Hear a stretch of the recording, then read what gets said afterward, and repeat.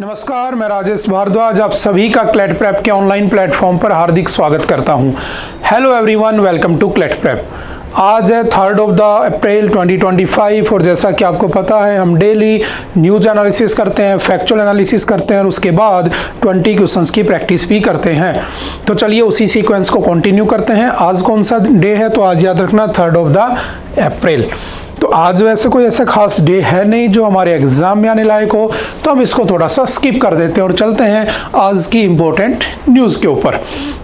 देखो, लोकसभा पासेस वक्फ बिल, ठीक है, समझना ये न्यूज़ पिछले पूरे एक वीक से चली आ रही है ना। लास्ट ईयर 2024 के अंदर एक बिल पास किया गया था जिसमें कहा गया था कि हम जो वक्फ प्रॉपर्टी होती है ना, हमने कल भी डिस्कस किया था, मैंने आपसे कहा था कि एक लेक्चर पहले से हमने इसके ऊपर MIT अपलोड कर रखी है, प्लीज़ आप उसको देख लेना, है ना। वहाँ से आप रेफरेंस लेके जब उसको देख लोगे तो आपको सारी चीज़ें समझ में आ जाएंगी होता क्या है।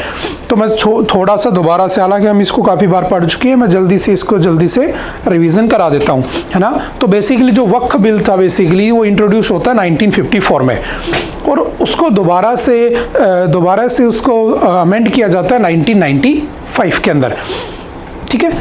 अब क्या है इसमें समझना कि जो वक्फ बिल है वक्फ बोलते हैं जिसको, जो 1995 वाला है, अकॉर्डिंग टू इट अगर कोई भी प्रॉपर्टी है उसको वक्फ बोर्ड अपनी प्रॉपर्टी डिक्लेयर कर देता है तो आपको जो प्रॉपर्टी का ओनर है उसको इस बात का प्रूफ देना पड़ता है कि वो प्रॉपर्टी उसकी है, ना कि वक्फ बोर्ड की।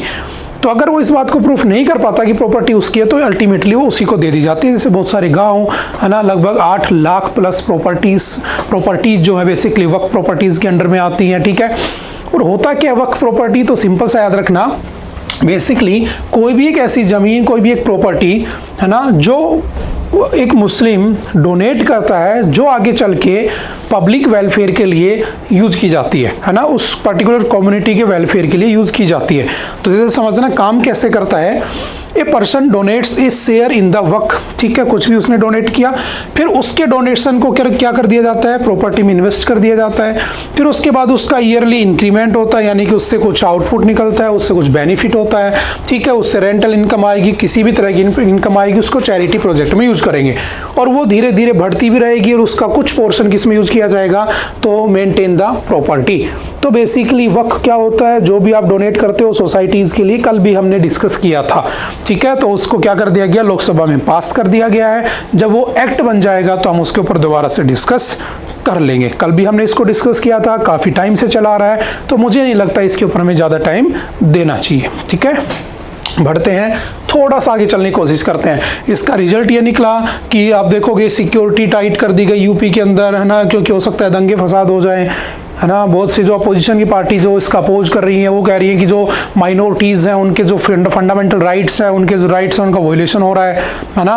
बट इसको क्या कर दिया गया है, पास कर दिया गया, ठीक है। जब ये एक्ट बन जाएगा तो हम इसको दोबारा से एक बार देख लेंगे और आप वो वीडियो जरूर देख लेना एक बार, ठीक है। थोड़ा सा आगे बढ़ते हैं। Speaker can not be indecisive on please over defection supreme court. देखो ये भी पिछले पूरे वीक से न्यूज में चला आ रहा है ना, इवन मैं ही 2 से 3 बार आपको समझा चुका हूं। तो सिंपल से एक बार फिर से डिस्कस कर लेते हैं। समझना होता क्या है ना, मैंने कहा कि किसी पार्टी में MPs है, ठीक है, कह दिया मेंबर ऑफ पार्लियामेंट है, अगर वो पार्लियामेंट की बात कर रहा है, या फिर लेजिस्लेटिव असेंबली है उसके अंदर MLA है, ठीक है। अब कहा गया कि इन MP और MLAs को अगर मैं डिस्क्वालीफाई करना चाहता हूं तो कैसे कर सकता हूं। तो पहले क्या होता था, मान लो किसी पार्टी को के कोई MLA है, MP है, वो क्या करता था, बीच में पार्टी चेंज कर लेता था। तो अगर बीच में पार्टी चेंज कर लेगा तो ऐसा तो नहीं होना चाहिए, क्योंकि आपको आए राम गए राम वाली कहानी याद है, जिसमें वो बंदा हरियाणा में एक पॉलिटिकल पार्टी से होता है और दिन में 3 बार अपनी पार्टी बदल लेता है, 3 बार सरकार गिर जाती है। तो कहा गया कि यार ऐसा नहीं होना चाहिए, एक एंटी डिफेक्शन लॉ होना चाहिए। तो anti defection law was introduced in 1985 और कौन से अमेंडमेंट से आया था, तो 52nd कॉन्स्टिट्यूशनल अमेंडमेंट से आता है और इसमें ADL को इंट्रोड्यूस किया जाता है कि अब अगर कोई बंदा उस पर्टिकुलर पार्टी को छोड़ेगा दूसरी पार्टी में जाने के लिए तो उसको क्या करना होगा, रिजाइन देना होगा, तो ही वो छोड़ सकता है। अगर बिना रिजाइन दिए चला गया तो उसको हटा दिया जाएगा, सिंपल। लेकिन कहा गया कि 1/3 मेंबर्स एक साथ छोड़ते हैं तो उनको रिजाइन देने की जरूरत नहीं है, क्योंकि इसका मतलब पार्टी खराब है। लेकिन फिर बाद में बातें आने लगी कि पैसा देकर पूरे के पूरे पार्टी के मेंबर्स को खरीद लिया जाता था। सरकार गिर जाती थी। तो इसको कितना कर दिया हमने, 1/3 से 2/3 कर दिया कि भाई 2/3 मेंबर्स अगर जाते हैं तो उनको ऊपर एंटी डिफेक्शन लॉ नहीं लगता है, अगर उससे कम जाते हैं तो लगता है। जैसे लास्ट ईयर महाराष्ट्र में एकनाथ शिंदे वाली सरकार में हुआ था, है ना, आजकल न्यूज़ में भी बना हुआ है, आप जानते हो इस बात को, ठीक है। तो ये पूरी कहानी है। लेकिन एक दिक्कत है इसमें समझना कि जब भी कोई मेंबर उसको डिस्क्वालीफाई करना होता है तो याद रखना डिस्क्वालिफिकेशन का कोई क्राइटेरिया नहीं होता कितने टाइम के लिए, और ना ही डिस्क्वालिफिकेशन कोई इनफाइनाइट टाइम के लिए होती है कि एक बार डिस्क्वालीफाई कर दिया तो वो दोबारा से इलेक्शन ही नहीं लड़ सकता, ठीक है। तो बेसिकली क्या होता है समझना, 3 तरीके से डिस्क्वालीफाई किया जा सकता है। अच्छा, करता कौन है, उसी की न्यूज़ है, स्पीकर करता है। लेकिन प्रॉब्लम क्या है समझना, अगर किसी ने एंटी डिफेक्शन लॉ वायलेशन कर दिया तो उसको रिजाइन कर, उसको डिस्क्वालीफाई कर देंगे, ठीक है। दूसरा होता है कि representative of the people's act, है ना, याद रखना 2 एक्ट है, एक 1950 में आया था और एक आया था आपका 1951 में, ठीक है। समझना पूरी कहानी को। 1950 वाला किसकी बात करता है, तो we the people of India, पहले हम है कॉन्स्टिट्यूशन में, तो 50 पहले है कि 51 50, तो रिप्रेजेंटेटिव ऑफ पीपल्स एक्ट 1950 किसके बारे में बात करता है, पीपल के बारे में, लोगों के बारे में, वोटर्स के बारे में जो वोट देते हैं, ठीक है। और जो रिप्रेजेंटेटिव ऑफ पीपल्स एक्ट 1951 है वो किसकी बात करता है, तो वो पॉलिटिशियंस की बात करता है। तो एक्चुअली में रिप्रेजेंटेटिव ऑफ पीपल्स एक्ट 1951 के अकॉर्डिंग अगर प्रेसिडेंट को लगता है कि कोई पॉलिटिशियन करप्ट है, उसने किसी तरह के करप्शन किया है, कोई भी रीजन है, उसके ऊपर उसको डिस्क्वालीफाई कर सकता है, ठीक है। एक होता है कोर्ट। मान लो तुमने देखा होगा राहुल गांधी वाला केस, है ना, राहुल गांधी के ऊपर बीच में डिफेमेशन केस लग गया था कि उन्होंने किसी की जाति के ऊपर कुछ कमेंट कर दिया था ना, फिर उनके ऊपर कोर्ट में केस चला गया था। तो इसमें क्या समझना, अगर कोई मेंबर ऑफ पार्लियामेंट या एमएलए जो भी है, अगर उसको कोर्ट सजा दे देता है, और सजा कितनी होनी चाहिए, अगर उसको सजा दे दी जाती है मिनिमम 2 साल, अगर 2 साल कम से कम सजा लग जाती है तो उसको डिस्क्वालीफाई कर दिया जाता है उसकी सीट से। और याद रखना वो 2 साल प्लस 6 साल, मतलब टोटल 8 साल के लिए क्या नहीं कर पाएगा, इलेक्शन नहीं लड़ पाएगा। जितने साल की सजा पड़ी उसमें 6 साल और जोड़ दो इतना। जैसे मान लो कल को किसी को 10 साल की सजा पड़ जाए तो 10 + 6 16, तो 16 साल तक वो बंदा दोबारा से इलेक्शन फाइट ही नहीं कर सकता है।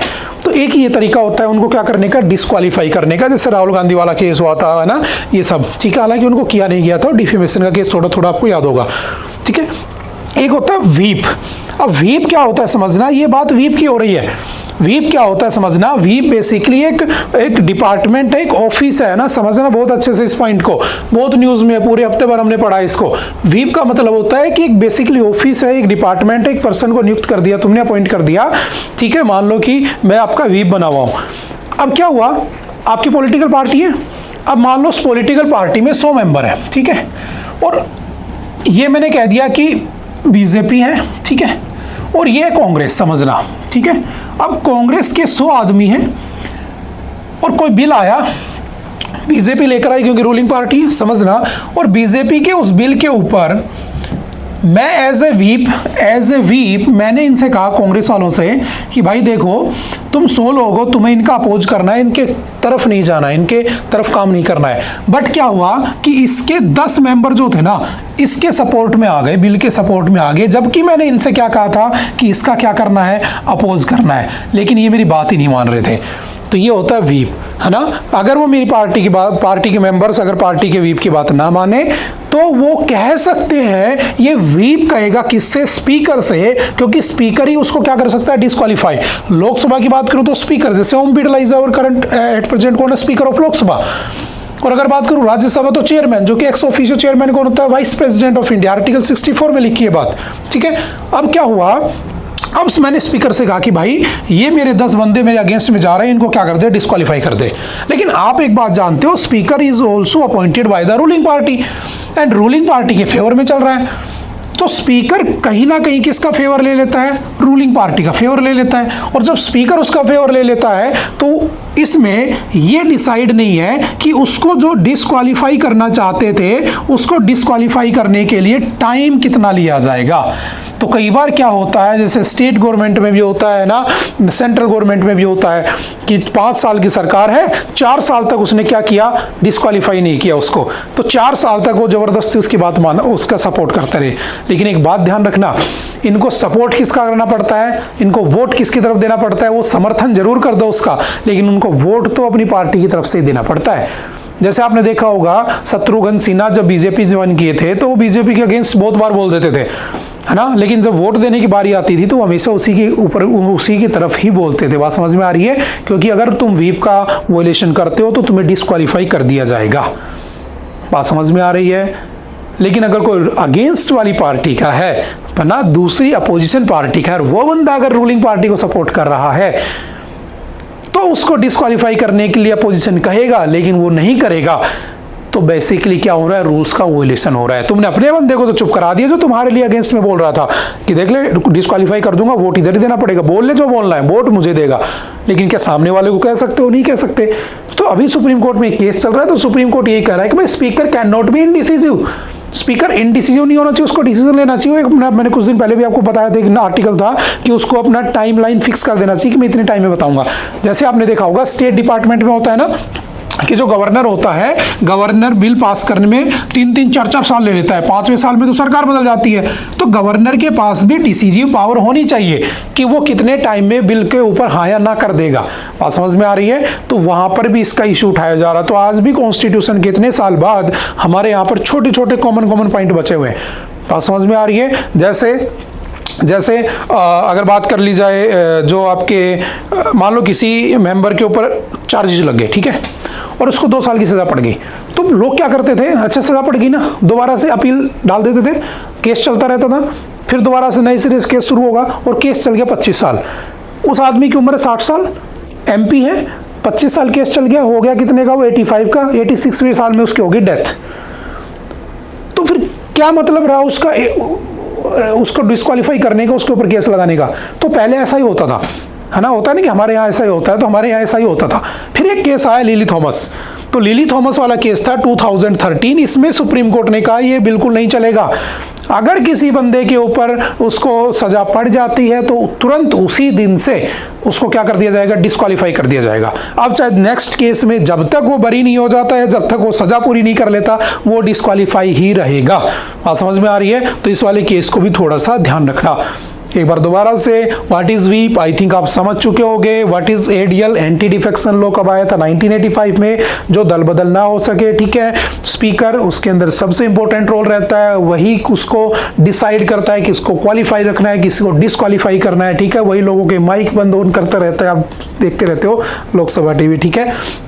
इस एक्ट में ये लिखा है कोर्ट व्हीप, और इनसे उसको हटाया जा सकता है। समझ गए? तो आई थिंक आपको थोड़ी सी बातें पता चल गई होंगी। हाँ, अगर आर्टिकल की बात करें तो मेंबर ऑफ पार्लियामेंट को अगर हटाना है तो इसका प्रोविजन आर्टिकल 102 के 2 में लिखा है, और अगर बात करें MLA को हटाना है तो इसका आर्टिकल कौन सा है, तो आर्टिकल 191 का 2 लिखा है।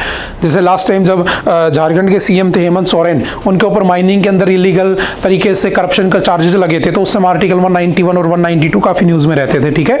तो वहां पर इनके डिस्क्वालिफिकेशन की बात हो रही है, MLAs के, और यहां पर MPs के डिस्क्वालिफिकेशन की बात हो रही है। आई होप कि आपको बातें समझ में आई होंगी। कुछ टाइम बाद हो सकता है आपके एग्जाम से पहले कुछ और डिसीजन आ जाए और कुछ टाइमलाइन भी फिक्स कर दिया जाए, क्योंकि उसका बेनिफिट हमारे कॉन्स्टिट्यूशन को मिलेगा, क्योंकि बेसिकली यहाँ पर उसका मिसयूज किया जा रहा है। देखो क्या करें, justice BR Gavai, courts can not tell a speaker how to decide, but can it not tell a speaker to decide within a reasonable period. समझ गए ना? पूरी थीम यहाँ से निकल के आ चुकी है, ठीक है। Next, CAA gave citizenship to thousands, says Rai. Immigration and Foreigners Bill gets राज्य सभा नोट। देखो आपने पढ़ा था CAA, सिटीजनशिप अमेंडमेंट एक्ट, है ना, 2019 में आया था। उसके अंदर कुछ प्रोविजन किए गए थे कि कुछ पर्टिकुलर कंट्रीज से कुछ पर्टिकुलर कैटेगरी के कम्युनिटी के लोग अगर आते हैं तो उनको डॉक्यूमेंट दिखाने होंगे, है ना, मुस्लिम्स को छोड़कर जो भी आएगा डॉक्यूमेंट दिखाने होंगे। अब क्या हो रहा है, हमारे यहाँ पर एक नया बिल रख दिया गया है, इमिग्रेशन एंड फॉरेनर्स बिल, ठीक है। जैसे अभी आपने पढ़ा वक्फ अमेंडमेंट बिल, उसके ऊपर अब चर्चा हो रही है। Similarly immigration and foreigners act आया है, तो क्या इससे पहले ये आ चुका है? तो इसको लाने का पर्पज क्या है? तो इस बिल को लाने का पर्पज है, it aims to consolidate and modernise existing immigration laws in India. और इसकी नोडल मिनिस्ट्री कौन सी है? तो मिनिस्ट्री ऑफ होम अफेयर्स के अंडर में ये आता है। अब इससे पहले कब कब आ चुका है, मैटर क्या है, वो समझने की कोशिश करना। बेसिकली ये पहले के 4 एग्जिस्टिंग लॉज को क्या करता है, रिप्लेस करता है। कौन कौन से हैं? तो याद रखना, the passport entry into India act 1920 आया था, ठीक है। The registration of foreigners act 1939 आया था। द फॉरेनर्स एक्ट 1946 में पास हुआ था। The immigration carriers liability act 2000 में आया था। ठीक है। अब इसमें कर दिया गया कि अगर आप वैलिड डॉक्यूमेंट नहीं दिखा पाते हो तो आपको 5 साल तक की सजा हो सकती है, और अगर आप फोर्स डॉक्यूमेंट यानी कि फर्जी डॉक्यूमेंट लेकर आते हो और इंडिया के सिटीजन होने की बात करते हो, है ना, यहाँ पर अपने वोटिंग राइट पा लेते हो जैसे तैसे करके फर्जी डॉक्यूमेंट दिखाकर, जैसे लोग फर्जी आधार कार्ड बनवा लेते हैं ये सब करके, तो आपको 2 से 7 साल की सजा हो सकती है, प्लस 1 लाख से लेकर 10 लाख रुपए तक का फाइन भी लगाया जा सकता है। और ये किसके लिए, तो याद रखना ये बेसिकली डाउटफुल वोटर्स के लिए कॉन्सेप्ट आया है। तो व्हाट इज डाउटफुल वोटर? देखो मैं एज ए वोटर, मैं वोटर हूं, ठीक है, बट मैं डाउटफुल वोटर नहीं हूं क्योंकि मैं यहीं पर पैदा हुआ हूं, मेरे एंसेस्टर्स यहीं के थे, उनके भी वोटर आईडी कार्ड बने हुए हैं ना, वो यहाँ पर गवर्नमेंट की रजिस्टर्ड है, तो I am a voter. But सोचो आसाम वाले रीजन में आपने पढ़ा होगा, जो मेन रीजन है वहां की लड़ाई होने का, वो क्या है? इलीगल लोगों का वहां पर माइग्रेट करना। रोहिंग्या मुस्लिम्स लगा लो, म्यांमार से लगा लो, कहीं से भी लगा लो, और वो लोग वहां पर आकर फर्जी डॉक्यूमेंट बना लेते हैं, और फर्जी डॉक्यूमेंट बनाकर वो क्या करते हैं? वहां के नागरिक बन जाते हैं, और फिर वो क्या करते हैं? वोट डालते हैं। तो ऐसे वोटर्स के लिए याद रखना इलेक्शन कमीशन ऑफ इंडिया, जो कि आपका 25 जनवरी 1950 में बना था, उस इलेक्शन कमीशन ऑफ इंडिया ने 1997 में एक नया कॉन्सेप्ट स्टार्ट किया था जिसको हमने कहा था डाउटफुल वोटर्स, डी वोटर्स। तो याद रखना डी वोटर्स ये बेसिकली वो लोग होते थे जिनको वोटिंग करने से मना कर दिया जा चुका था, इलेक्शन में खड़ा होने के लिए मना किया जा चुका था, या उनकी जो सिटीजनशिप थी भारत में वो क्या थी? अंडर क्वेश्चन, यानी कि भारत के हैं कि नहीं है। तो ऐसे लोगों के लिए क्या आया था? डी वोटर्स का कॉन्सेप्ट आया था, ठीक है। और डी वोटर्स का कॉन्सेप्ट कब आया था? 1997 में सबसे पहले आसाम में लाया गया था।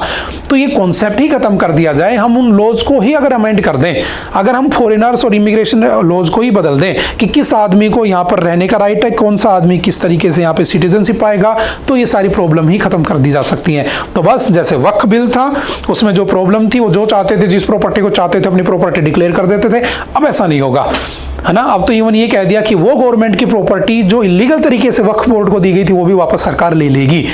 और अब अगर वो किसी प्रॉपर्टी को क्लेम करते हैं तो उनको अब ये कहना पड़ेगा कि हाँ ये हमारी है, इसका प्रूफ भी उन्हें देना पड़ेगा। अब तक क्या था? हमें प्रूफ देना पड़ रहा था, तो अब उनका सेटअप कर दिया गया है। हम इसको किसी दिन MIT में दोबारा से पढ़ लेंगे, हालांकि मैंने एक MIT पहले से डाल रखी है, बात समझ में आ रही है। जब ये एक्ट बन जाएगा, फाइनल डिसीजन आ जाएगा, तो दोबारा से हम इसको डेफिनेटली डिस्कस करेंगे, चाहे क्लास में करें चाहे यहाँ पे करें। समझ में आ रही बात? इस बात को ध्यान रखना। तो इसमें भी बिल है, कुछ चीजें नहीं होंगी तो हम उसको पढ़ लेंगे, 2-4 बातें जस्ट याद रखना, ठीक है। अब डी वोटर कौन होता है? Those who can not vote in election, those who can not contest in elections, those who can not provide proof of their Indian citizenship. और याद रखना इंडिया में सिटीजनशिप कैसी है? सिंगल सिटीजनशिप है। राहुल गांधी की सिटीजनशिप के ऊपर भी है, तुम्हें पता होगा, बहुत ज्यादा न्यूज चल रही है ना कि उनके पास बेसिकली सिटीजनशिप कौन से देश की है ना, क्या इंडिया की सिटीजनशिप है या वो एक बाहर की सिटीजनशिप लेकर बैठे हैं, यूरोप कंट्री की। बात समझ में आ रही है? तो हमारे यहाँ पर हम कैसी सिटीजनशिप रखते हैं? Single citizenship, Article 5 to 11, and this single citizenship concept is taken from British Constitution, ठीक है, सिंपल सा याद रखना।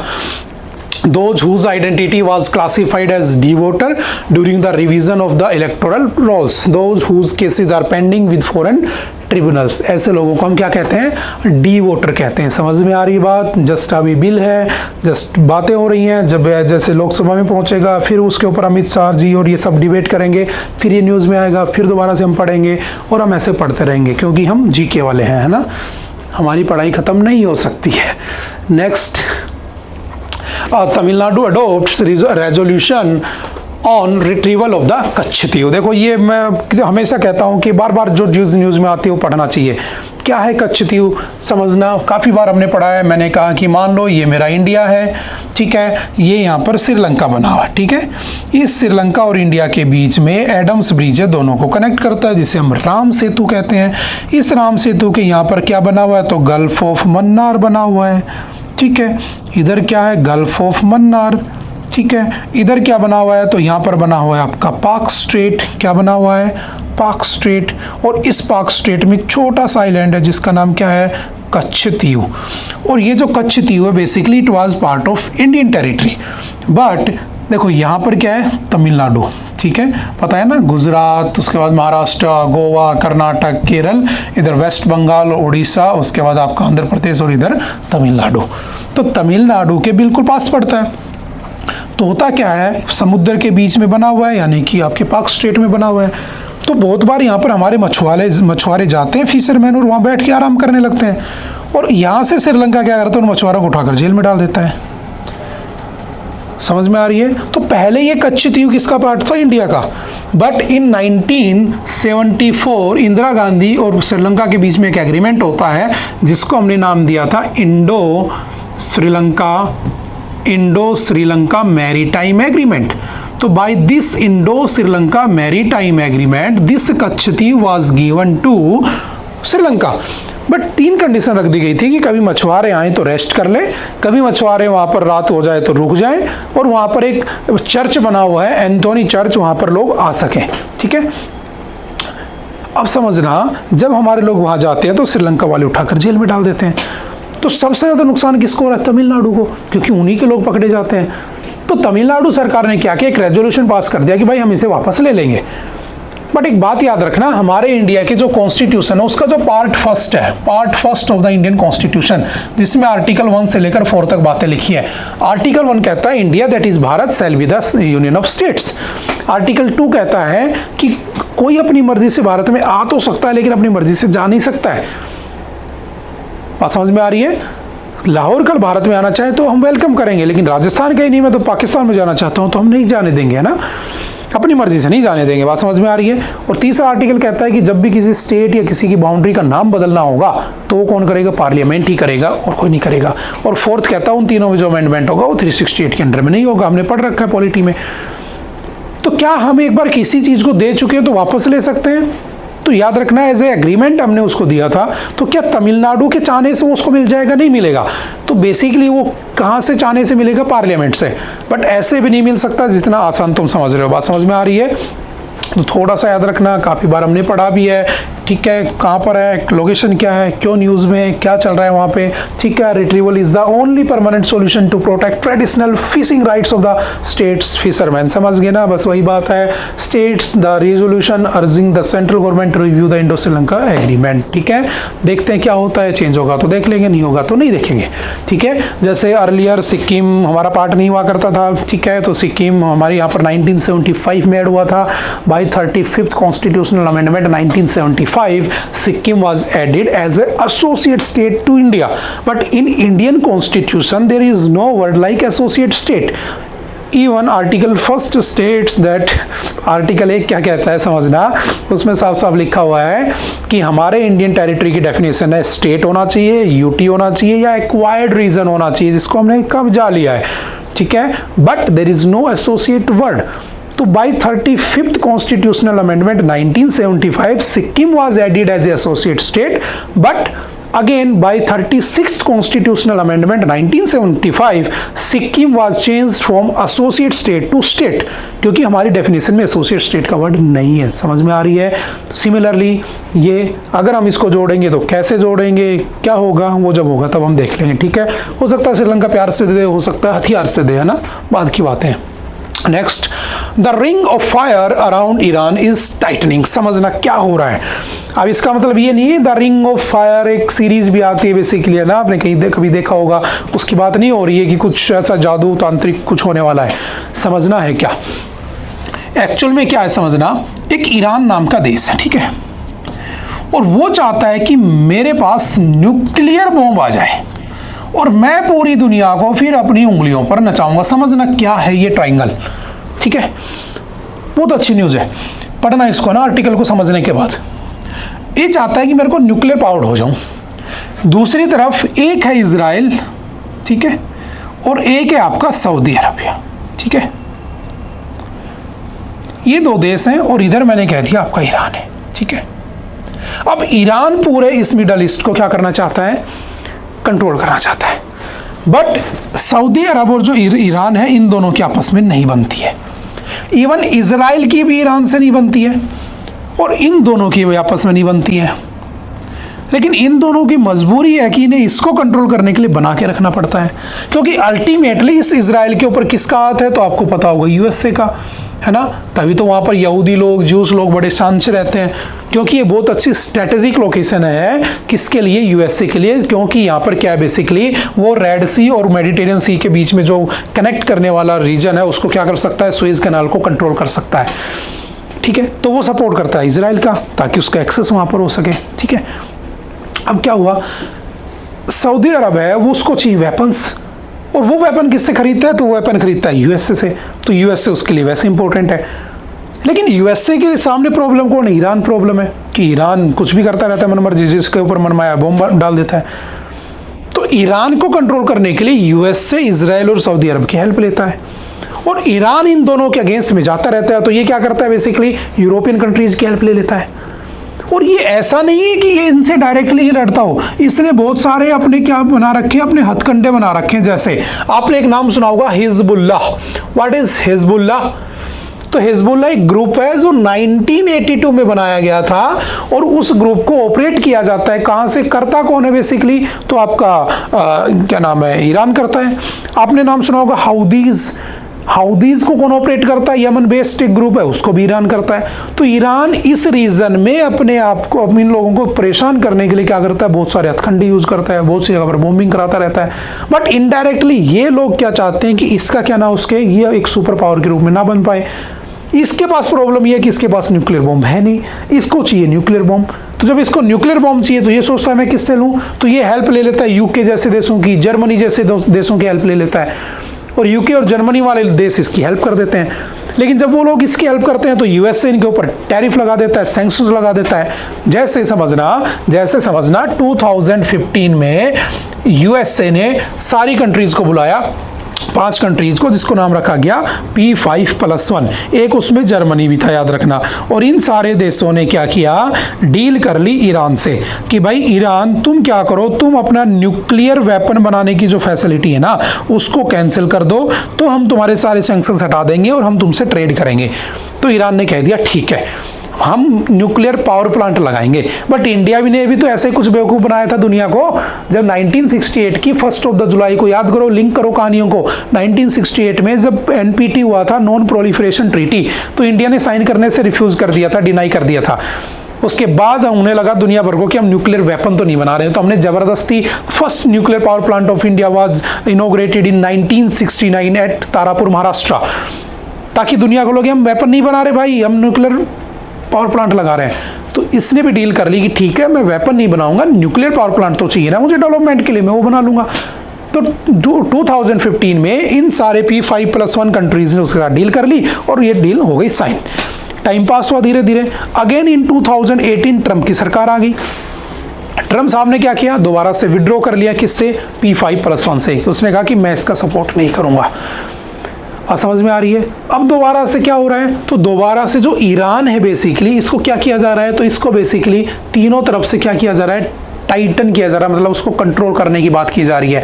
2015 में जो हुआ था उसको नाम क्या दिया था? Joint comprehensive plan of action, जो कि उसके साथ किया गया था। ठीक है, यूएसए था, फ्रांस था, रशिया था, चाइना था, यूके था। 2018 में यूएसए से विड्रॉल कर लेता है। ठीक है, अब क्या उसके साथ हालात हो रहे हैं? तो अब उसके साथ कुछ ऐसे हालात हो रहे हैं कि जो बेसिकली ईरान है वो बीच में फंस चुका है। बात समझ में आ रही है? क्योंकि इधर से इजराइल, ठीक है, किसके पास है? तो यूएसए का पूरा सपोर्टर है। अगर आपको इसके बारे में ज़्यादा इन्फॉर्मेशन चाहिए तो यूट्यूब पर जाना और उसके ऊपर लिखना मिडल ईस्ट कॉन्फ्लिक्ट।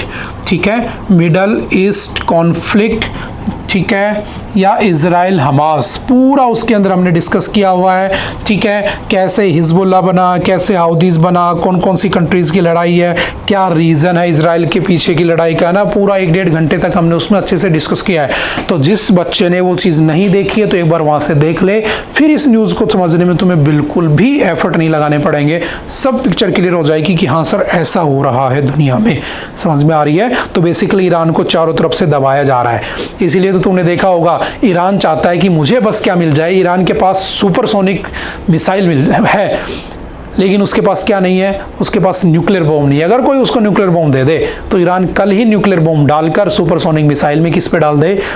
इजराइल पे डाल दे और पूरी कहानी खत्म कर दे, है ना। जब तुम वो वीडियो देखोगे तो तुम्हें पूरी डाउट क्लियर हो जाएंगे। समझ में आ रही है? तो बेसिकली ईरान को चारों तरफ से घेरा जा रहा है और कुछ भी नहीं है, और आनन फानन में, है ना, ये कुछ ऐसा कर देगा जिसके जो खामियाजा है पूरी दुनिया को भुगतना पड़ सकता है। समझ गए का क्या हो रहा है? तो सिंपल सा याद रखना, ठीक है, क्योंकि अब इस हिसाब से उसके ऊपर देखो इंडिया के ऊपर क्या इफेक्ट पड़ा। अगर मैं तुम्हें कहूँ कि सर आप इतना बता रहे हो तो इंडिया भी क्या इफेक्ट पड़ रहा है, इंडिया भी इफेक्ट पड़ रहा है कि जब 2015 में इन दोनों के बीच में P5+1 एग्रीमेंट हुआ था, उसमें एक जर्मनी था, याद रखना, क्योंकि जर्मनी से हेल्प मांगता है ईरान। लेकिन जब जर्मनी से हेल्प मांगता है तो जर्मनी के ऊपर रशिया जो आपका यूएसए वो सैंक्शंस लगाता है, लेकिन हर जगह सैंक्शन से काम नहीं चलता है। तो उन्होंने कहा एक डील कर लो, तुम न्यूक्लियर वेपन मत बनाओ, चाहे कुछ भी कर लो, तुम सारी न्यूक्लियर फैसिलिटी खत्म कर दो। तो उस समय जब 2015 में डील हुई थी तो इंडिया बड़ा खुश हुआ। तो इंडिया ने क्या किया, वहां पर एक पोर्ट था, उस पोर्ट को 10 साल के लिए लीज पर ले लिया और लीज पर लेने के बाद उसके ऊपर काम करना शुरू कर दिया। बताना मुझे कौन सा पोर्ट था, अगर तुम पढ़ते हो तो कौन सा पोर्ट था जो इंडिया ने उससे लीज पर लिया था ईरान से। बात समझ में आ रही है।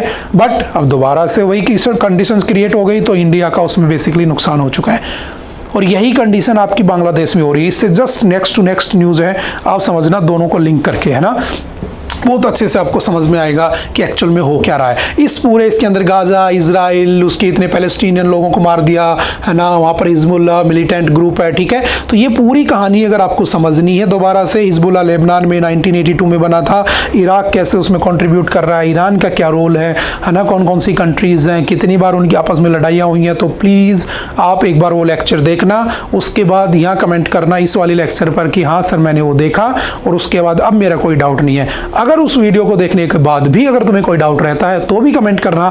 अगली बार अगर ये न्यूज़ आएगी तो मैं दोबारा से उसको रिपीट कर दूंगा, बट ऐसा होगा नहीं, होना भी नहीं चाहिए, क्योंकि आप अगर पढ़ोगे समझ गए तो एक बार उसको देख जरूर लेना, तो ये पूरी कहानी समझ में आ जाएगी हो क्या रहा है, ठीक है।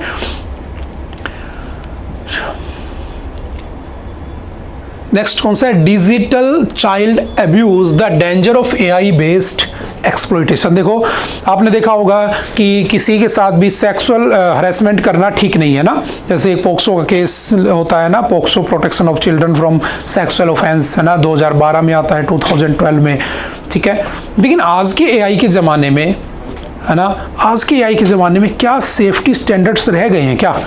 किसी की भी फोटो का कार्टून बना के किसी की भी फोटो का पोर्नोग्राफी बनाई जा सकती है, even children pornography, child pornography बनाई जा सकती है। तुम्हें पता होना चाहिए चाइल्ड पोर्नोग्राफी देखना, इवन मोबाइल में रखना भी बैन है, ठीक है। अगर उसका किसी तरीके से गवर्नमेंट को पता लग जाता है तो सीधा उसमें पनिशमेंट है, जेल हो जाती है, ठीक है। इवन गूगल पर सर्च करना भी बैन है इस चीज़ को, लेकिन फिर भी हमारी सोसाइटी में कैसेट फॉर्म में, है ना, किसी भी तरीके से ये चीज़ें घूमती हैं। और सोचो कि वो तो ठीक है पहले से चल रहा है, लेकिन एक नई चीज़ और आफत आ गई, एआई से। आप जैसे आजकल चल रहा है ना, घिबली करके कुछ चल रहा है ना, घिबली क्या है, बेसिकली सब अपनी फोटो डाल रहे हैं, कार्टून में बना के डाल रहे हैं, तो इसका मिसयूज़ कहाँ हो सकता है उसके बारे में सोचा है कभी? उस बच्चे के जो ट्रॉमा वो झेलेगा उसके बारे में आपने सोचा है कभी? इवन फेसबुक व्हाट्सएप के ऊपर भी ये चीज़ें कई बार शेयर हो जाती है ना, लेकिन इनके कंट्रोल होना चाहिए। बात समझ में आ रही है? तो बस कैसे बच्चों को इस एआई के ज़माने में बचाएं सेक्सुअल अब्यूज से, बस उसी की बात कर रहे हैं। कोई बड़ा आदमी है उसके साथ अगर ऐसा हो रहा है तो उसको फर्क नहीं पड़ता है, ठीक है ना, वो समझदार है, उसको दुनियादारी की समझ है। लेकिन कोई छोटा बच्चा है 8, 10, 12, 15, 16 साल का, तुम्हारी जैसी एज का बच्चा, है ना, क्योंकि 18 साल से पहले तो तुम बच्चे ही हो, तो अगर तुम्हारे साथ ऐसा इंसिडेंट हो जाता है तो बच्चा वो मेंटल ट्रॉमा नहीं झेल पाता है, फिर वो सुसाइड की तरफ भागता है ना, बहुत सारे केसेस होते हैं, है ना। इवन आपने देखा होगा बैड टच गुड टच सिखाते हैं बच्चों को, है ना, ताकि ये जो सेक्सुअल अब्यूज है वो रोका जा सके। लेकिन मैं उसकी बात ही नहीं कर रहा, मैं कर रहा हूँ कि जो एआई आया है, इस एआई ने क्या किया, बेसिकली इसने प्रॉब्लम को बढ़ा दिया है। तो क्यों ना हम इस एआई के द्वारा जो प्रॉब्लम क्रिएट हो सकती है इन फ्यूचर, हम उसको पहले से रोक दें। तो क्यों ना हम हमारे इंफॉर्मेशन टेक्नोलॉजी एक्ट जो हमने पास किया था 2000 में, उसको थोड़ा सा अमेंड कर दें और उसको एआई के हिसाब से बना लें। बात समझ में आ रही है? बस वही सब इसमें डिस्कस किया गया है। तो चलिए पढ़ते हैं। Recently the department of science, innovation and technology of the British government, याद रखना ब्रिटेन ने इसको पहली बार स्टार्ट किया है, British government along with the AI safety institute now called the AI Security Institute released the first ever international AI safety report 2025 updated फरवरी 18 को update किया था।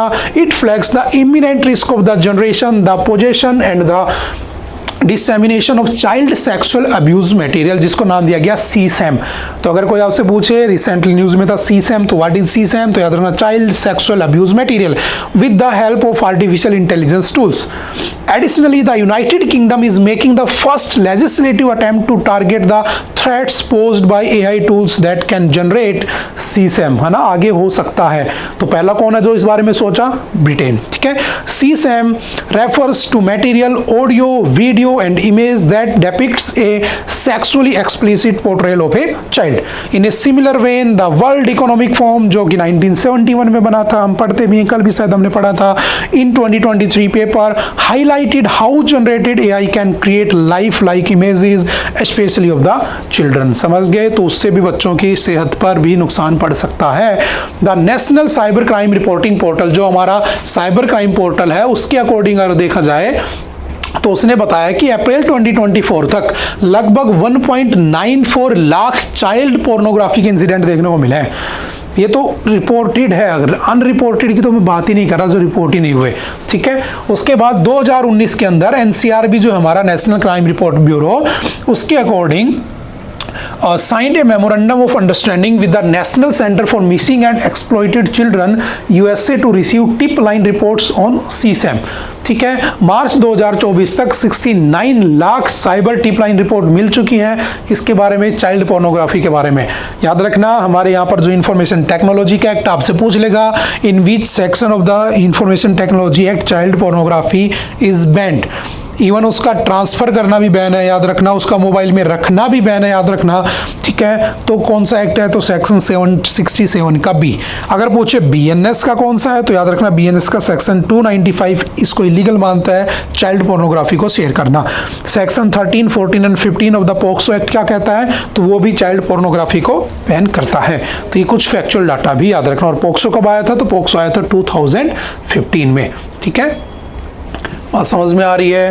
थोड़ा सा इस बात को समझने की कोशिश करना, क्योंकि याद रखना आर्टिकल 21 क्या कहता है? Right to privacy. और राइट टू प्राइवेसी किस में आता है? डिग्निटी में आता है, ठीक है। तो आर्टिकल 21 का वोलेशन हो रहा है राइट टू लाइफ का, ठीक है। इस बात को भी याद रखना। चलते हैं next. Timing and location, Yunus chose the right wrong time and place to push the regional connectivity. देखो समझना हुआ क्या, ठीक है। मैं थोड़ा सा आगे चलता हूँ, है ना, पूरी कहानी आपको समझाने के लिए एक्चुअल में हो क्या रहा है। देखो ये है बांग्लादेश, ठीक है। और ये बांग्लादेश था ना, ये हमसे आज़ाद हुआ 1971 में, मतलब हमसे आज़ाद मतलब पाकिस्तान से, ठीक है। हमने इसको आज़ाद कराया और एक इसको इंडिपेंडेंट कंट्री बना दिया। ये हमारे ही जो कह सकता हूँ कि हमारे ही रहमो करम पर पलता रहा। अब इसके अंदर क्या हुआ कि जो शेख हसीना जी थी, उनकी सरकार को पलट दिया गया। यूनुस जो है, मोहम्मद यूनुस, जो नोबेल पीस प्राइज मिल चुका है जिनको, ना, उन भाई साहब ने क्या किया, as a interim prime minister, interim government को टेक ओवर कर लिया। अब इन भाई साहब ने कुछ दिन पहले पता है क्या कहा? इन्होंने कहा, चाइना से कहा, इन्होंने, समझना हमारी दिक्कत चाइना से है, इन्होंने चाइना से कहा कि ये इंडिया है, इस इंडिया में मैं हूं ना, यहाँ पे मैं डायरेक्ट एक्सेस देता हूं, किससे? सी एक्सेस देता हूं। I am the guardians of sea, मतलब ये कह रहा है कि मैं गार्जियन हूँ सी का। जैसे गार्जियन ऑफ द स्काई करके कोई सीरीज आई थी ना, गार्जियंस ऑफ द गैलेक्सी, कुछ ऐसे है ना। तो ये कह रहा है कि मैं इस समुद्र की रक्षा करने वाला हूँ, ठीक है। उसको ये नहीं पता भारत कितनी बड़ी बाउंड्री लेकर बैठा है यहाँ पे, वो बात की बात है। ये कह रहा है कि ये वाला, देखो न्यूज़ क्या है, ये वाला जो रीजन है ना, ये वाला रीजन जो बांग्लादेश का है, ऐसा सुनने में आ रहा है ये रीजन बांग्लादेश चाइना को दे देगा। और वो कह रहा है कि नॉर्थ ईस्ट जो है ना, नॉर्थ ईस्ट एक लैंड लॉक पार्ट है इंडिया का, और इस लैंड लॉक पार्ट को मैं हूं जो अलग कर सकता हूं, क्योंकि डायरेक्ट सी एक्सेस नहीं है उसके पास, तो इंडिया वहां पहुंच नहीं सकता। और इंडिया और इस नॉर्थ ईस्ट के बीच में एक छोटा सा रास्ता है जो इसको कनेक्ट करता है, वो यहां पर है, जिसको हम क्या कहते हैं? Chicken snack. क्या कहा जाता है? चिकन स्नैक, यानी कि मुर्गे की गर्दन, जब चाहो तब मरोड़ दो। तो ये बेसिकली चिकन स्नैक है जो यहाँ पर कनेक्ट करता है किसको? रेस्ट ऑफ इंडिया को नॉर्थ ईस्ट से, 7 सिस्टर्स से। अब इसने कहा बांग्लादेश ने कि 7 sisters are landlocked and I am the only one जो उनको कनेक्ट करता हूं। तो आप आइए इवन भूटान और नेपाल को भी अपना ही क्या मानिए, एक पार्ट मानिए, इकोनॉमी को एक्सटेंड करने का, extension for the economic extension, हम तीनों को अपना पार्ट मानिए और हम आपको ये वाला हिस्सा दे देते हैं। सोचो अगर ये हिस्सा दे दिया गया तो इधर से नॉर्थ ईस्ट चला गया, एक ही रास्ता है जो इसको कनेक्ट करता है, जिसको हम चिकन स्नैक करते हैं, एक रास्ता एक को है जिसको सिलीगुड़ी कॉरिडोर कहते हैं, वो भी चला जाएगा किसके पास। तो अगर गलती से इसके इन्फ्लुएंस में आके बांग्लादेश ने इसको बैन कर दिया तो दिक्कत किसको हो जाएगी, दिक्कत हो जाएगी किसको, भारत को। बात समझ में आ रही है? तो ऐसा नहीं होना चाहिए। तो इस चिकन स्नैक को बचाने के लिए बेसिकली मुझे क्या करना पड़ रहा है, मुझे एफर्ट लगाने पड़ रहा है। इसलिए मोदी जी कभी भूटान जाते हैं, कभी नेपाल को कुछ देते हैं, है ना, कभी इसको भी देते थे, लेकिन ये आज गद्दारी करके बैठा है और कुछ नहीं है। तो अगर इन फ्यूचर ऐसा होता है कि ये वाला हिस्सा ले लिया जाता है और ये दे दिया जाता है चाइना को, तो अल्टीमेटली हमारे लिए थ्रेट क्रिएट होने वाला और कुछ भी नहीं है। तो हमें इसके लिए पहले से प्रिपेयर होना होगा, है ना। बात समझ में आ रही है? वरना हमारे लिए क्या हो सकती है, बड़ी दिक्कत हो सकती है। तो जो यूनुस ने कहा ये गलत टाइम चूज कर लिया, क्योंकि इस समय हम और भी बहुत सारे खतरों से जूझ रहे हैं, लड़ रहे हैं उनसे। समझ में आ रही है? तो वही स्ट्रेटेजिक लोकेशन बहुत ज़्यादा इंपॉर्टेंट है, क्योंकि नॉर्थ इंडिया जो हमारा नॉर्थ ईस्ट है, 7 सिस्टर्स, वो पहले से हमारी सेंट्रल गवर्नमेंट से दुखी है, परेशान है, क्योंकि वहाँ पर जो मणिपुर कॉन्फ्लिक्ट चल रहा है आज तक वहाँ पर उसके बारे में कोई नहीं बोलता है ना। इवन हमारे जो सेंट्रल गवर्नमेंट है, तो कहीं ना कहीं अच्छे काम भी हो रहे होंगे। हमने हमारी आर्मी को भी वहाँ बहुत ज़्यादा तादाद में लगा दिया है, लेकिन हाँ, अगर कल को केओस क्रिएट होता है तो हमारे लिए प्रॉब्लम हो सकती है। और ये सारी प्रॉब्लम क्रिएट करने वाला कौन था? यूएसए। क्योंकि यूएसए ही 1971 में चाहता था किससे? पाकिस्तान से, कि यहाँ पर एक हिस्सा यूएसए को मिल जाए, ताकि यूएसए वहाँ से बैठ के इंडिया और चाइना को कंट्रोल कर सके, इंडियन ओशन में अपनी पकड़ बना सके। लेकिन उस समय जब इंदिरा गांधी को पता चला तो इंदिरा गांधी ने क्या किया? लड़ाई करके इसको आज़ादी कर दिया। बोले पाकिस्तान यूएसए की शरण में चला गया था आज़ाद होते ही, तो इसने क्या किया? ईस्ट पाकिस्तान को अलग ही कर दिया और देश नया बना दिया। ये लोग खुश हुए। खुश होने के बाद हमें लगा ठीक है सही चल रहा था। अब दोबारा सरकार पलट गई, अभी चाइना के पास चले गए, तो अल्टीमेटली फिर हमारे लिए दिक्कत है। तो दो ही ऑप्शन हो सकते हैं, ज़्यादा प्रॉब्लम होगी तो हमें क्या करना होगा, हमें यहाँ से ये वाला हिस्सा इनसे छीनना होगा, ताकि हमारी नॉर्थ ईस्ट से पूरा कंट्रोल बन सके। हमें इनसे ये वाला हिस्सा भी छीनना होगा, चाहे म्यांमार की हेल्प से छीने, चाहे कैसे भी, ताकि हमारे नॉर्थ ईस्ट को क्या मिल सके? सी एक्सेस मिल सके, ताकि हमारी नेवी भी यहाँ पर आकर काम कर सके। क्योंकि यहाँ क्या मतलब है, क्योंकि देश नहीं है हमारा। बात समझ में आ रही? तुम यहाँ तो नेवी के जहाज खड़े कर दोगे, यहाँ तो कर दोगे, लेकिन यहाँ कैसे करोगे? यहाँ पर तो एक्सेस ही नहीं है। बात समझ में आ रही है? तो हमें कुछ ना कुछ उसमें करना पड़ेगा। क्या करेगी सेंट्रल गवर्नमेंट, क्या करेंगे मोदी जी, है ना, या क्या करेंगे उसके बाद जो भी आएंगे, वो सब बाद की बात है। समझ में आ रहा है कुछ? कितनी बाउंड्री शेयर होती है? तो सबसे ज़्यादा बाउंड्री हमारी बांग्लादेश से शेयर होती है, 4096.7 किलोमीटर की, चाइना से 3488 किलोमीटर। ये सब बेसिक फैक्चुअल डाटा है जो आई थिंक आपको याद भी हो चुके होंगे। समझ में आ रही है? तो मुझे बस इतना कमेंट करके बताना कौन कौन से स्टेट अपनी बाउंड्री शेयर करते हैं बांग्लादेश से, उनके नाम क्या हैं, आप मुझे कमेंट करके बताना। इवन जब हम ज्योग्राफी पढ़ते हैं तो उसके अंदर मैं आपको स्टेट कैपिटल्स याद करवाता हूँ, तो आपको याद भी होंगी चीज़ें ना, तो एक बार बताना जरूर, ठीक है? समझ में आ रहा है क्या हो रहा है? The corridor is situated in the northern part of the West Bengal, narrowest section है, एरिया ऑफ कंसर्न है। 7 सिस्टर्स को उन्होंने लैंड लॉक कह दिया, ठीक है, अपने आप को गार्जियंस ऑफ ओशियन कहता है, वो सब मजाक में लेना चाहिए हमें, ठीक है। बट हाँ, दिक्कत क्रिएट हो सकती है, ठीक है। तो इस वाली न्यूज़ को भी अनदेखा नहीं करना है, पढ़ना है अच्छे से, ठीक है। काफ़ी न्यूज़ में रहने वाला है तुम्हारे एग्जाम से पहले, फिर आएगा हम फिर पढ़ लेंगे। The reciprocal tariff dilemma. देखो रेसिप्रोकल चल रहा है आजकल, है ना, कनाडा के ऊपर टैक्स लगा दिया, चाइना पे लगा दिया, है ना, टैरिफ वॉर चल रहा है दुनिया के अंदर। ट्रम्प साहब जब से आए हैं ना, काफ़ी बार हमने पढ़ा भी है। तो कल क्या था, 2 अप्रैल, तो कल ट्रम्प साहब ने कहा था कि हम रेसिप्रोकल टैरिफ लगाएंगे, लेकिन उसने नहीं किया। उसने इंडिया को मौका दिया। उसने कहा कि जितना तुम टैरिफ लगा रहे हो ना, उसका उसने आधा ही लगाया। उसको लगा कि हो सकता है इंडिया धीरे धीरे कम कर ले।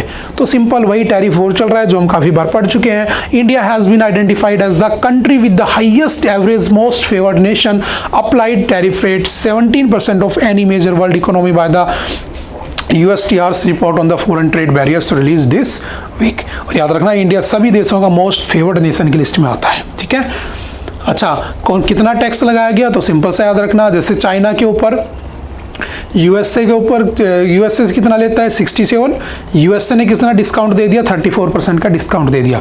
सिमिलरली इंडिया का नंबर यहाँ पर है, इंडिया पे 46% इंडिया लगाता है उनके प्रोडक्ट के ऊपर, लेकिन उसने हमें 24% का डिस्काउंट दिया है, ठीक है। मतलब आगे आने वाले टाइम में ये बढ़ाया भी जा सकता है। बात समझ में आ रही है? तो थोड़ा सा याद रखना, टैरिफ हम काफ़ी टाइम से पढ़ते आ रहे हैं, ठीक है।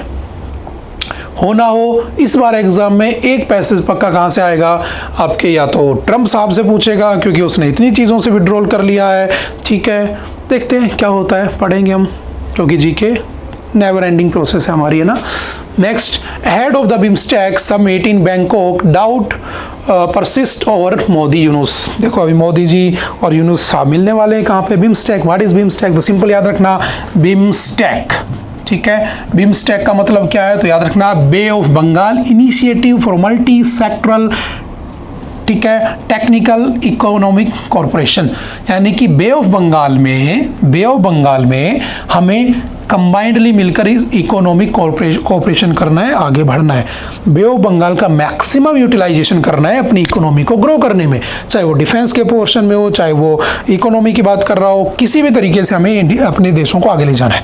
तो बेसिकली बिम्स्टेक में वही कंट्री हैं जो किससे बाउंड्री लगाती हैं, बे ऑफ बंगाल से, ऐसा याद रखना। बट दो कंट्री ऐसी हैं जो बे ऑफ बंगाल से बाउंड्री नहीं लगाती, मुझे कमेंट करके बताना वो दो कंट्री कौन कौन सी है। Those countries are part of the BIMSTEC but they do not share their boundary with bay of Bengal. समझ गए? वो देश जो बाउंड्री नहीं शेयर करते उनके नाम मुझे बताना। बिम्स्टेक वाज स्टार्टेड इन 1997 में बना था, बैंकॉक डिक्लेरेशन के बाद। और इसका हेडक्वार्टर कहाँ पे है? तो याद रखना, it is headquartered at Dhaka में इसका हेडक्वार्टर है। और इसकी जो लास्ट फिजिकल समिट हुई थी वो 2018 में हुई थी काठमांडू में। अब इस बार हो रही है, वहां पर मोदी जी भी जाएंगे, यूनुस भी जाएंगे, देखते हैं क्या बातें होती हैं। अभी इससे पहले वाली न्यूज़ में मैंने आपको समझाया था कि ये चल रहा है मार्केट में कि वो ऐसे ऐसे चाइना से रिलेशन बना रहा है, तो क्या हम उसका सपोर्ट करेंगे, क्या हम बिम्स्टेक से विड्रॉ कर लेंगे, या हम कुछ सैंक्शंस लगाएंगे उसके ऊपर कि भाई अगर तू अपने आप को गार्जियंस ऑफ द सी कहता है तो हम तेरे से इस बे ऑफ बंगाल के अंदर ये चीज़ें छीन लेंगे। बात समझ में आ रही है? क्योंकि वो चारों तरफ से, देखो उसको सोचना चाहिए, वो चारों तरफ से हमसे गिर के बैठा है। 4096.7 किलोमीटर बाउंड्री है, लेकिन प्रॉब्लम क्या है कि उसके बगल में जो स्टेट है वेस्ट बंगाल, ममता दीदी वाले जो स्टेट हैं, सेंट्रल गवर्नमेंट कहती है कि वो हमें कुछ करने नहीं देते अपने स्टेट में, हम करना चाहते हैं। बट अगेन ये सब एलिगेशंस की बात है, आर्मी है तुम्हारे पास, इंटरनेशनल बॉर्डर पर तुम ही ऑपरेट करते हो। समझ में आ रही है? तो क्या हमारी स्ट्रेटेजी रहेगी, क्या पॉलिटिक्स कहेगा, हम उसको देखेंगे, जियो पॉलिटिक्स क्या रहने वाली है हमारी। समझ गए? ओके। एक एक्सरसाइज भी होती है ना आपकी, बिम्स्टेक डिजास्टर मैनेजमेंट एक्सरसाइज भी होती है, ठीक है। वो सारी बिम्स्टेक वाली कंट्रीज आपस में करती हैं। समझ गए? अब जब ये होगी तो हम इसको पढ़ लेंगे। थाईलैंड में होने वाली है 4 अप्रैल को, कल होगी, ठीक है। तो परसों परले वाले जो भी द हिंदू होगा, ठीक है, टुमारो या डे आफ्टर टुमारो हम उसमें पढ़ लेंगे। Next, ensure education hygiene health care in rural areas. Supreme court ने कहा कि भाई रूरल एरियाज में भी हाइजीन मेंटेन रखो। शहरों में तो आप हाइजीन मेंटेन रखते हो, लेकिन जो कचरा उठाते हो कहाँ फेंक देते हो जाकर, तो गांव में भी हाइजीन का ध्यान रखो।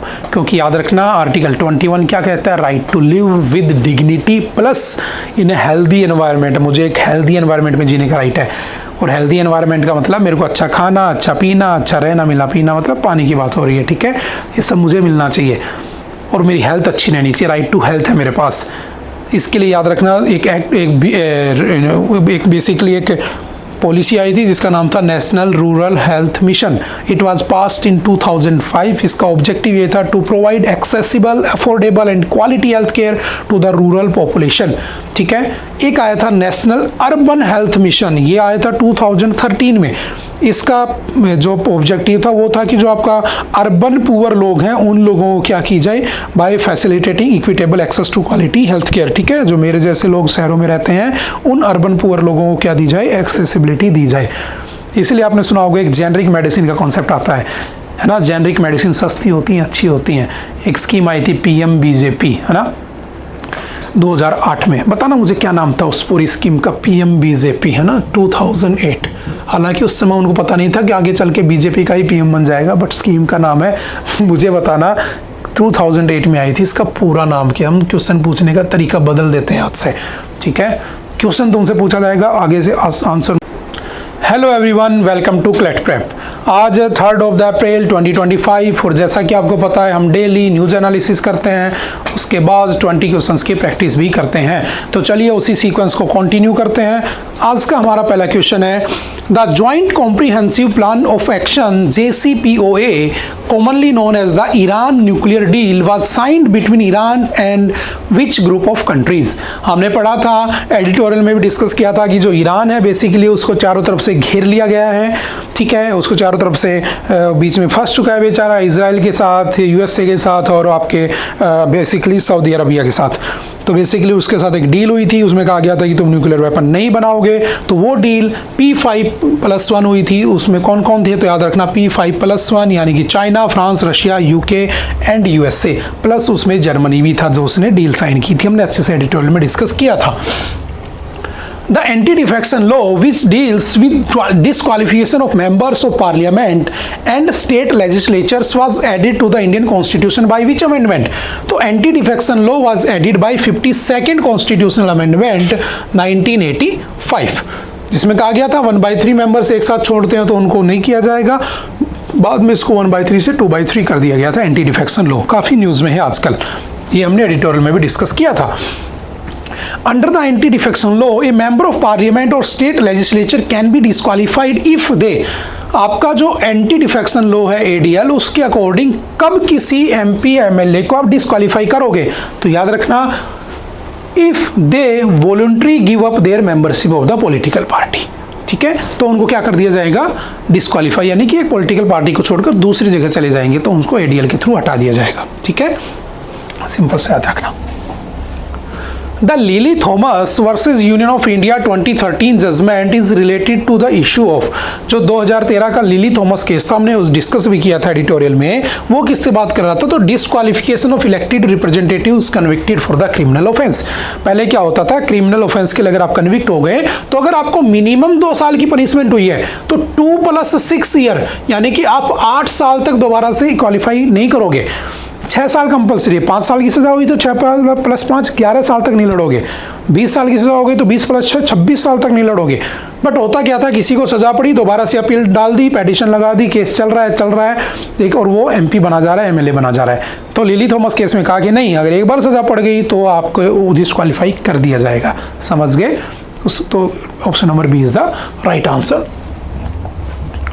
In which year did the Election Commission of India start designating D voters, doubtful voters? देखो doubtful voters वो हैं जो भारत के हैं कि नहीं है, सिटीजनशिप है कि नहीं है, फर्जी वोटर्स तो नहीं है, कहीं से इलीगल तरीके से माइग्रेट करके तो नहीं आई है, तो उन लोगों ने जबरदस्ती फर्जीवाड़े से, है ना, फर्जी तरीके से उन लोगों ने डॉक्यूमेंट तो नहीं बना लिए और वोट डाल रहे हैं, तो ऐसे वोटर्स को D वोटर्स कहा जाता है, डाउटफुल वोटर्स कहते हैं जिनको, ठीक है। तो the concept of the doubtful voters was started in 1997 by election commission of India. और कहाँ से स्टार्ट हुआ था? फ्रॉम आसाम से स्टार्ट हुआ था। ये हमने एडिटोरियल में भी डिस्कस किया था। What did the Lily Thomas versus Union of India verdict by the Supreme Court of India mandate regarding convicted lawmakers? तो क्या था? तो they are disqualified from holding office immediately after the conviction। जैसे convict हुए तभी उनको disqualify कर दिया जाएगा, ठीक है। In the context of the parliamentary proceedings, what is the primary function of whip? क्या करता है whip? हमने अच्छे से डिस्कस किया था। whip बेसिकली क्या करता है, ये क्या करता है, it to maintain discipline among party members and ensure their attendance and voting as per party directives, ठीक है, ठीक है, हमने अच्छे से डिस्कस किया था, आपने पढ़ा होगा। The immigration and foreigners act was passed, कब आया था, जिसको अभी रिप्लेस करने के लिए अमेंडमेंट बिल लाया गया है राज्यसभा में, तो याद रखना 1946 में, ठीक है, उसको अब अमेंड करने की बात की जा रही है, जैसे वक्फ बिल पढ़ा था हमने। The Katchatheevu island, a disputed territory between India and Sri Lanka, was ceded to Sri Lanka in which year? तो 1974 में by Indo Sri Lanka maritime agreement, है ना। At that time prime minister कौन थी? इंदिरा गांधी। तो उस समय हमने उनको दे दिया था। तो अब जो आपका तमिलनाडु है उसके जो फिशरमैन है उनको उठा ले जाते हैं, तो वो चाहता है कि वापस से ले लिया जाए, ठीक है। तो उन्होंने जस्ट एक रेजोल्यूशन पास किया है, आगे जब आएगा फिर पढ़ लेंगे। Who is the current speaker of Lok Sabha? ये तो पता होना चाहिए, 2023 है ना, गलत 2025, ठीक है। तो कौन है वो? ओम बिरला, ठीक है, just by mistake. In which year did the United states withdraw from joint comprehensive plan of action JCPOA? तो किसने विड्रॉ कर लिया था? तो यूएसए ने कब कर लिया था? 2018 में, ठीक है, P5+1 वाला जो ग्रुप था। विच section of the information technology act, IT act का कौन सा सेक्शन है जो चाइल्ड पोर्नोग्राफी को बैन करता है? तो याद रखना सेक्शन 67 का बी। इसके ऊपर आज द हिंदू में बहुत अच्छा आर्टिकल दिया गया था ना कि एआई से बच्चों को इस फॉर्मेट में कैसे सेव किया जाए, तो उसके लिए हमारे पास प्रॉपर प्रोसीडिंग्स होनी चाहिए, प्रॉपर लॉज होने चाहिए। इससे पहले कि देर हो जाए हमें लॉ बना लेना चाहिए, बस इसकी बात की जा रही है। और पहली गवर्नमेंट कौन सी है जो इसके ऊपर लॉ लेकर आ रही है, एक्ट लेकर आ रही है, कानून बना रही है? तो ब्रिटिश गवर्नमेंट, ठीक है, उसी के ऊपर पूरा आर्टिकल था, ठीक है। द सिलीगुड़ी कॉरिडोर, ये भी हमने पढ़ा था, जिसको हम चिकन स्नैक कहते हैं। ये किस किस के बीच में है? तो याद रखना नॉर्थ ईस्ट को किससे जोड़ता है? मेन इंडिया से जोड़ता है। चलो मुझे कमेंट करके बताना, what are the 7 sister states, क्या नाम है उनके? उनके नाम मुझे कमेंट करके बताना कि सर ये 7 सिस्टर्स में आते हैं, ठीक है। Which of the following states is not part of the 7 sisters, तो कौन सा 7 सिस्टर का पार्ट नहीं है? तो याद रखना सिक्किम 7 सिस्टर का पार्ट नहीं है। और आप मुझे बताओगे कौन कौन से उसके पार्ट हैं। In which year was BIMSTEC bay of Bengal initiative for multi sectoral technical and economic corporation, हमने पढ़ा था। ये जो बांग्लादेश है वो भी उसमें जाने वाला है, ठीक है। तो हम क्या अप्रोच रखेंगे, क्योंकि चिकन स्नैक न्यूज़ में है, ठीक है, वो अपना हिस्सा चाइना को देने की बात कर रहा है। चाइना को कह रहा है कि मैं तुम्हारा इकोनॉमिक आर्म बनना चाहता हूँ, है ना, कि हमारे यहाँ पर पैसे बनाओ तुम, है ना, मैं तुम्हें डायरेक्ट एक्सेस दे दूंगा। किससे? आपके क्या बोलते हैं उसको, बे ऑफ बंगाल से। तो अभी हमारी मीटिंग भी है बिम्स्टेक में, देखो क्या बातचीत होती है, कल ही मीटिंग है, ठीक है। तो पूछा गया है कि बिम्स्टेक कब बना था? तो बिम्स्टेक कब बना था? 1997, बैंकॉक डिक्लेरेशन से 1997। Where is the headquarter of BIMSTEC, BIMSTEC का हेडक्वार्टर कहां पे है? तो याद रखना Dhaka, Bangladesh. Option number B is the right answer. In which year was the National Health Mission launched in India, कब आया था नेशनल हेल्थ मिशन? तो याद रखना 2013। अर्बन की बात कर रहा है। और अगर रूरल की बात करूं तो रूरल कब आया था? 2005।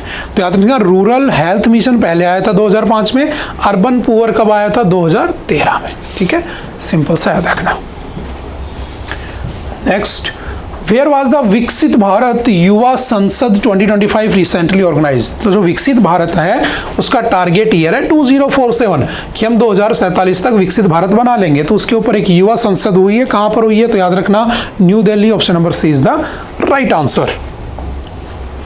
With which country is India conducting exercise Tiger Triumph, तो किसके साथ हो रही है? तो यूएसए के साथ हमारी एक्सरसाइज हो रही है, सिंपल वन लाइनर में याद रखना।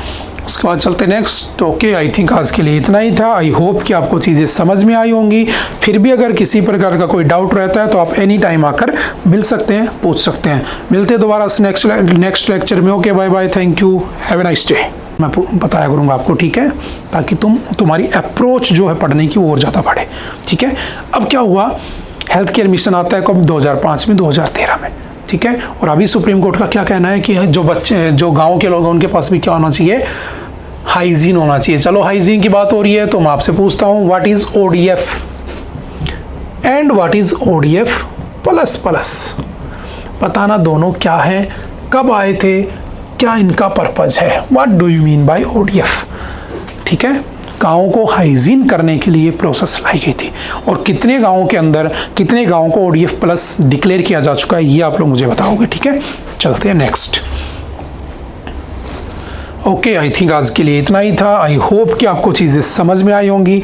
फिर भी अगर कोई डाउट रहता है तो आप दोबारा से आकर कभी भी पूछ सकते हैं। Okay, bye bye, thank you, have a nice day. मिलते हैं दोबारा से।